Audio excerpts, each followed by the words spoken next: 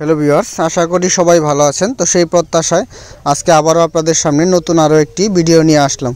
তো ভিউয়ার্স, আজকের আমাদের ভিডিওর টপিকটি হচ্ছে শীতকালে মাছ চাষ পদ্ধতি।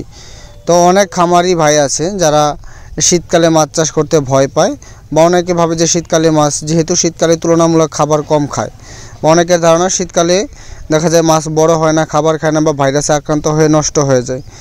তো ধারণাটি সত্যি হলেও সম্পূর্ণ অংশ সত্যি নয়। শীতকালে মাছ চাষ করতে হলে অবশ্যই আপনাকে কয়েকটি বিষয়ের উপর খুব ভালোভাবে গুরুত্ব দিতে হবে, বিশেষ করে মাছের পরিচর্যার ক্ষেত্রে।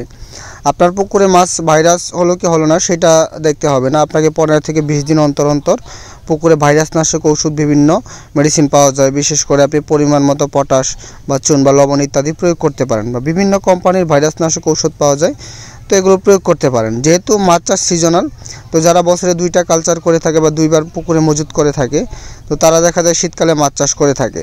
তো মাছ চাষ করতে হলে অবশ্যই আপনার পুকুর প্রস্তুতি শেষের পর আপনার গ্রীষ্মকালে যে পরিমাণ ঘনত্ব আপনার মাছ চাষ করেন, তো তার চাইতে দেখা যায় কম ঘনত্বে অবশ্যই আপনাকে মাছ চাষ করতে হবে। যেমন ক্যাটফিশ জাতীয় মাছ অবশ্যই গ্রীষ্মকালে দেখা যায় 1500 পিস পর্যন্ত দিই, কিন্তু শীতকালে দেখা যায় 600, 700 বা সর্বোচ্চ 800 পর্যন্ত 5% দিলেই সবচেয়ে ভালো ফলাফল পাওয়া যায়। তো সেক্ষেত্রে মাছের তুলনামূলক গ্রোথ ঠিক থাকে এবং মাছ সহজেই খাবার খায় এবং ভাইরাসে আক্রান্ত হয় না।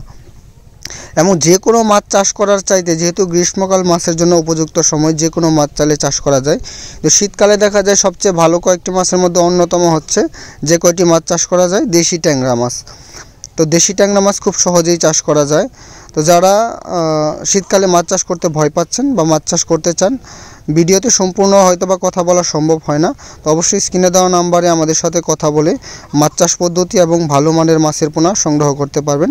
আমরা সারা বাংলাদেশে হোম ডেলিভারির মাধ্যমে দেশি ট্যাংরা মাছের পোনা বিক্রয় করে থাকি।